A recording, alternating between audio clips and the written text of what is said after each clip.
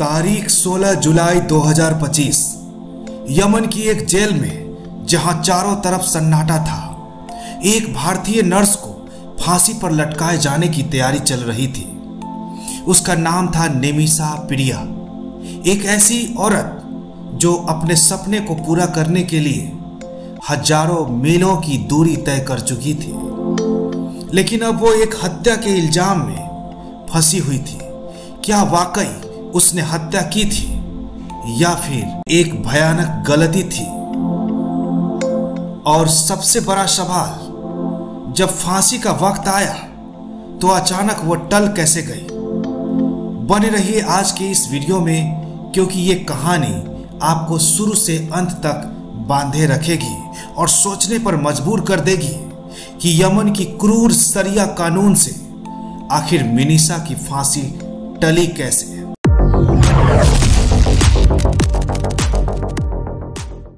नमस्कार दोस्तों, मैं हूं हरि सिंह और स्वागत करता हूं आपका अपना चैनल क्राइम रिकॉर्ड में। दोस्तों, मुझे सपोर्ट करने के लिए वीडियो को लाइक करके चैनल को सब्सक्राइब जरूर करें। आज हम बात करेंगे एक ऐसी कहानी की जो आपके रोंगटे खड़े कर देगी।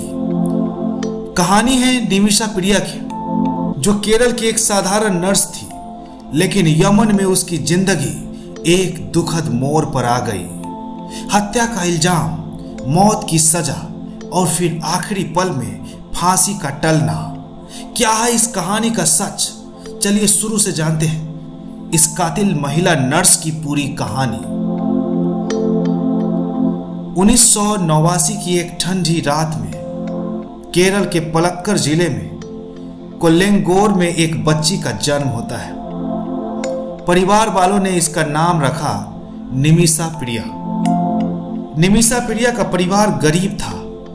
माता पिता, एक भाई, एक बहन, सब के सब मेहनत से जिंदगी चलाते थे।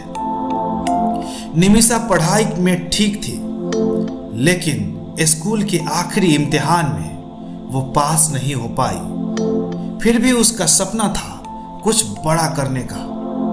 एक स्थानीय चर्च ने उसकी मदद की और उसने नर्सिंग की पढ़ाई पूरी कर ली, लेकिन केरल में नौकरी नहीं लगी। 2008 में 19 साल की उम्र में निमिषा ने एक बड़ा फैसला लिया। वो यमन चली गई, एक ऐसी जगह जहां वो अपने सपने को सच कर सकती थी। लेकिन क्या उसे पता था कि यह फैसला उसकी जिंदगी को हमेशा के लिए बदल सकता है? आइए जानते हैं। दोस्तों, निमिषा यमन पहुंचकर सना के एक सरकारी अस्पताल में नर्स की नौकरी शुरू की। वो मेहनती थी और जल्द ही उसने वहां अपनी जगह बना ली। साल 2011 में उसकी शादी टॉमी थॉमस से हुई, जो यमन में ही काम करता था। 2012 में उनकी बेटी अर्जुना पैदा हुई। सब कुछ ठीक चल रहा था, लेकिन 2014 में यमन में गृह युद्ध की स्थिति बिगड़ने लगी। निमिषा का पति और बेटी भारत लौट गए, लेकिन निमिषा वहीं रुक गई। उसे अपने परिवार को सपोर्ट करना था। उसने सोचा क्यों ना अपना क्लिनिक शुरू कर दिया जाए, लेकिन यमनी कानून के मुताबिक विदेशों में बिजनेस के लिए एक स्थानीय पार्टनर चाहिए था। यही से कहानी में आता है तलाल अब्दो महदी। तलाल अब्दो महदी एक यमनी बिजनेसमैन था। निमिषा और तलाल की मुलाकात हुई और दोनों ने मिलकर अल अमान मेडिकल क्लिनिक शुरू किया। शुरुआत में सब ठीक चल रहा था, पैसे आ रहे थे और निमिषा को लग रहा था कि उसका सपना सच हो रहा है। लेकिन जल्द ही तलाल का असली चेहरा सामने आया। निमिषा ने बताया कि तलाल ने क्लिनिक के पैसे चुराने शुरू कर दिए, और सबसे खतरनाक बात, उसने निमिषा का पासपोर्ट और जरूरी दस्तावेज अपने कब्जे में ले लिए। तलाल ने यह भी झूठ फैलाया कि वो निमिषा का पति है। निमिषा ने 2016 में पुलिस में शिकायत की, लेकिन यमन में विदेशी होने की वजह से उसे कोई मदद नहीं मिली। वो फंस चुकी थी, लेकिन क्या वो चुपचाप हार मानने वाली थी? नहीं, उसने एक खतरनाक कदम उठाया। जुलाई 2017 में निमिषा ने तलाल से अपने दस्तावेज वापस लेने की ठान ली। उसने एक योजना बनाई। उसने तलाल को सेडेटिव यानी बेहोश होने की दवा देने का फैसला किया ताकि वो बेहोश हो जाए और वो अपने दस्तावेज उसके कब्जे से ले सके। लेकिन दोस्तों, यही वो गलती हो गई। सेडेटिव की मात्रा ज्यादा हो गई और तलाल की मौत हो गई। निमिषा घबरा गई। उसने अपनी सहयोगी नर्स हनान की मदद ली। दोनों ने मिलकर तलाल के शव को टुकड़े में काटा और एक पानी के टंकी में फेंक दिया। लेकिन क्या यह सचमुच हत्या थी या एक भयानक दुर्घटना? यह सवाल आज भी अनसुलझा है। अगस्त 2017 में निमिषा को सऊदी अरब और यमन बॉर्डर पर पकड़ लिया गया जब वो भागने की कोशिश कर रही थी। उस पर हत्या का इल्जाम लगा। मुकदमा सना के एक कोर्ट में चला। लेकिन दोस्तों, यह मुकदमा निष्पक्ष नहीं था। निमिषा को न तो वकील मिला और न ही कोई द्विभाषीय व्यक्ति जो उसे हिंदी या इंग्लिश में समझा सके। सारा केस अरबी में चला और उसे कुछ समझ नहीं आया। 2018 में कोर्ट ने उसे दोषी ठहराया और उसे मौत की सजा सुना दी।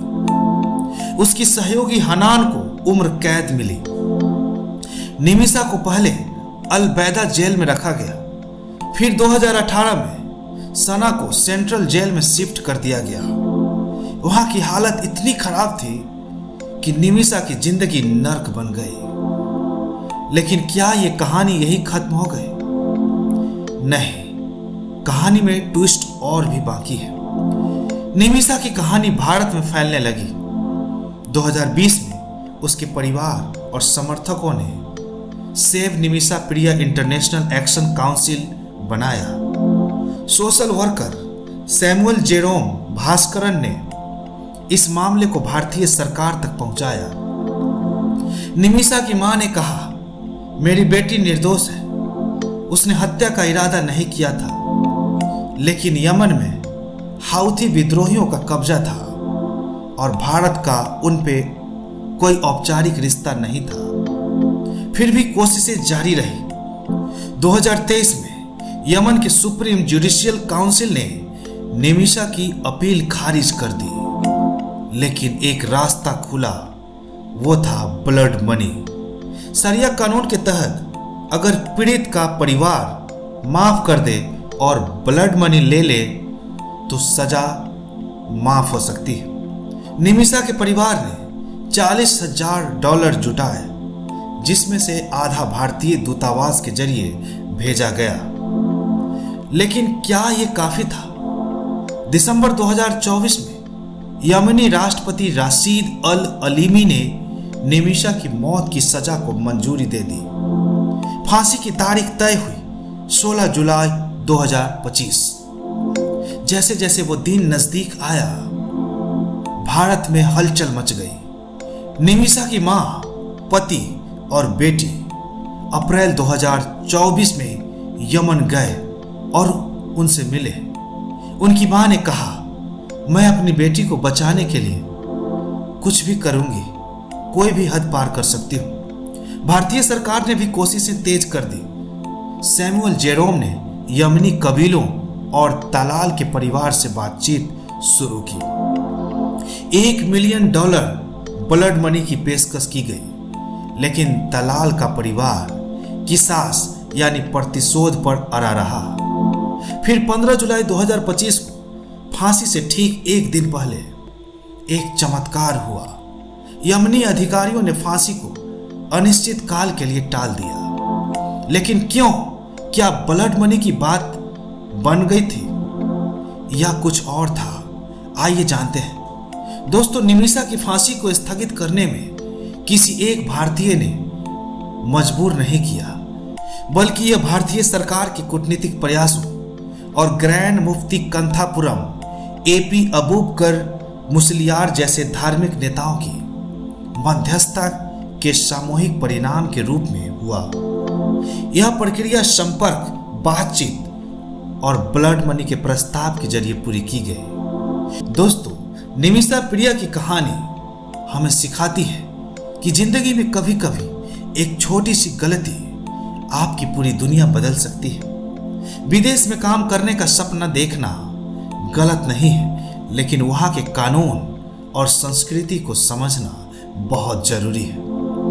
निमिषा की कहानी हमें यह भी बताती है कि उम्मीद कभी नहीं छोड़नी चाहिए। भारतीय सरकार और उसके परिवार और समर्थकों की मेहनत ने उसे एक नया मौका दिया। ये कहानी हमें याद दिलाती है कि इंसानियत और दृढ़ता से हर मुश्किल से लड़ा जा सकता है।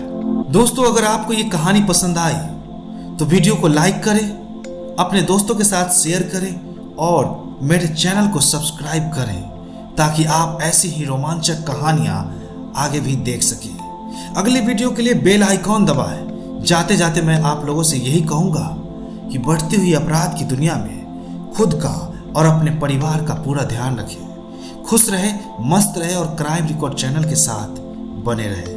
तब तक के लिए धन्यवाद। जय हिंद।